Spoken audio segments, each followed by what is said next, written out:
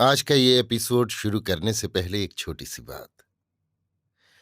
क्या आप भी अपना पॉडकास्ट बनाने की सोच रहे हैं? तो एंकर ट्राई कीजिए। ये पॉडकास्ट बनाने का सबसे आसान तरीका है। नंबर 1, ये फ्री है। नंबर 2, इसमें कई सारे ऐसे टूल्स हैं जो आपको अपने फ़ोन और कंप्यूटर पर रिकॉर्ड और एडिट करने की फैसिलिटी देते हैं। नंबर 3, आप अपने पॉडकास्ट को डिस्ट्रीब्यूट भी कर सकते हैं, जिससे इसे स्पॉटिफाई और दूसरे प्लेटफॉर्म पर सुना जा सके। तो डाउनलोड कीजिए फ्री एंकर ऐप या विजिट कीजिए anchor.fm पर अपना पॉडकास्ट स्टार्ट करने के लिए। ये तो थी एक छोटी सी जानकारी, और अब शुरू करते हैं एपिसोड का सिलसिला। तो आज के एपिसोड में लीजिए सुनिए आचार्य चतुर्सेन शास्त्री के लिखे उपन्यास सोमनाथ के 46वें भाग पुरस्कार को मेरी यानी समीर गोस्वामी की आवाज में। अजमेर को लूट और आग की भेंट कर अमीर ने वीटली दुर्ग पर धावा करने का इरादा किया। उसे सूचना मिली थी कि वीटली दुर्ग में राजा का शेष परिवार, राजपुत्र, अटूट राजकोष तथा बहुत सी धन सामग्री है। परंतु वीटली दुर्ग साधारण दुर्ग न था। वो एक दुर्गम और ऊंची पहाड़ी पर था। उसकी 3 दिशाओं में सीधी दुरूह पर्वत की चट्टानें और एक दिशा में अगम खंड था। दुर्ग की प्राचीर 22 हाथ ऊंची और 11 हाथ चौड़ी थी। दुर्ग में रक्षा और खान पान के प्रभूत साधन एकत्र थे। दुर्ग भंग करना असंभव था और 10 वर्ष घेरा डालने पर भी दुर्ग ताबे हो, ये संभव न था। उधर अमीर की सेना को भी इस युद्ध में कम क्षति नहीं हुई थी।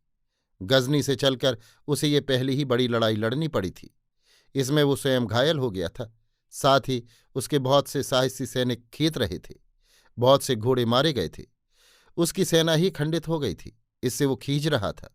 उसे विश्राम की अत्यंत आवश्यकता थी, पर उसे सोमनाथ पहुंचने की जल्दी थी। उसे यह भी भय था कि कदाचित ढूंढीराज सांभरपति उस पर पीछे से न टूट पड़े। दूतों के द्वारा उसे मालूम हो गया था कि अजमेरपति की बहुत सेना अभी भी है। वीटली दुर्ग में भी यथेष्ट सेना थी। चारों ओर से सैनिक एकत्र होते चले आ रहे थे। लोगों में क्रोध और जूझ मरने के भाव भरे हुए थे। इससे उसने अपने सरदारों और सेनापतियों का एक छोटा सा दरबार किया। सब विषयों पर विचार विमर्श कर तुरंत गुजरात की ओर कूच करने का विचार स्थिर किया। तुरंत अभी उसे एक महत्वपूर्ण काम और करना था। वो था उस विश्वासघाती को पुरस्कृत करना जिसकी सहायता से उसकी विजय पराजय में बदल गई थी। ये अजमेरपति का मंत्री पुत्र सोढ़ल था, जिस पर राजा का पुत्रवत प्यार और विश्वास था, और जिसे राजा ने 8,000 सवार और 15,000 पैदल देकर अजमेर की रक्षा सौंपी थी।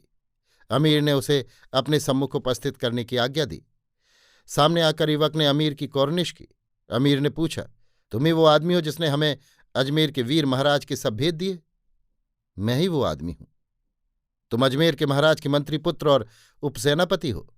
जी हां। अजमेर के महाराज ने तुम्हारे साथ कभी कोई बदी की थी? नहीं। अजमेर के महाराज से उनकी रियाया क्या खुश नहीं थी? खुश थी। तुम्हारे पिता अजमेर के वजीर क्या ये जानते हैं कि तुमने अपने मालिक से दगा की है? नहीं। और कोई जानता है?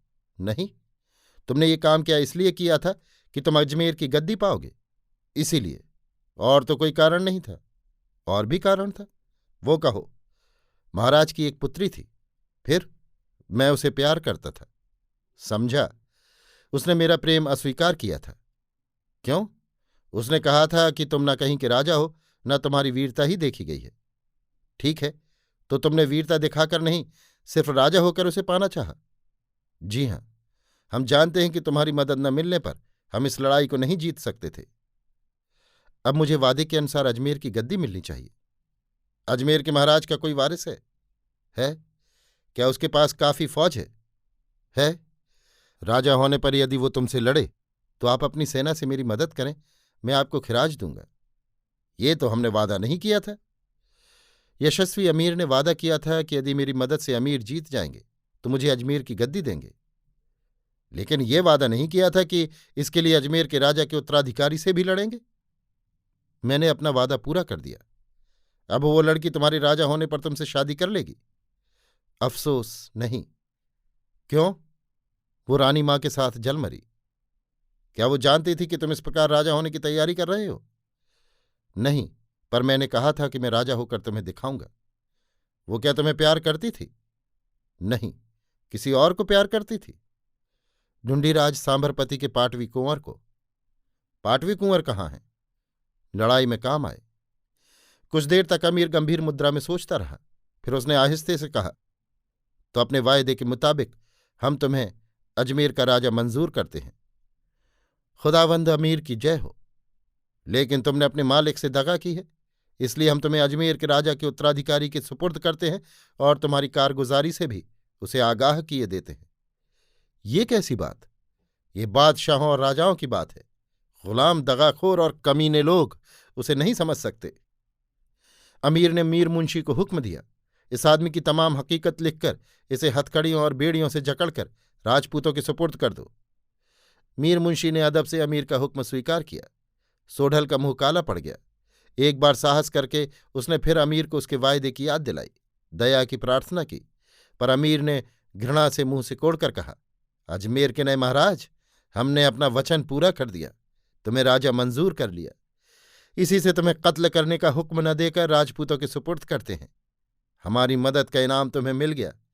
अब अपने मालिक से दगा करने की सजा तुम्हें उनसे पानी है। इतना कहकर अमीर ने उसे अपने सामने से हटाने का संकेत किया और तत्काल वहां से कूच करने की आज्ञा दी। अभी आप सुन रहे थे आचार्य चतुर्सेन शास्त्री के लिखे उपन्यास सोमनाथ के 46वें भाग पुरस्कार को मेरी यानी समीर गोस्वामी की आवाज में।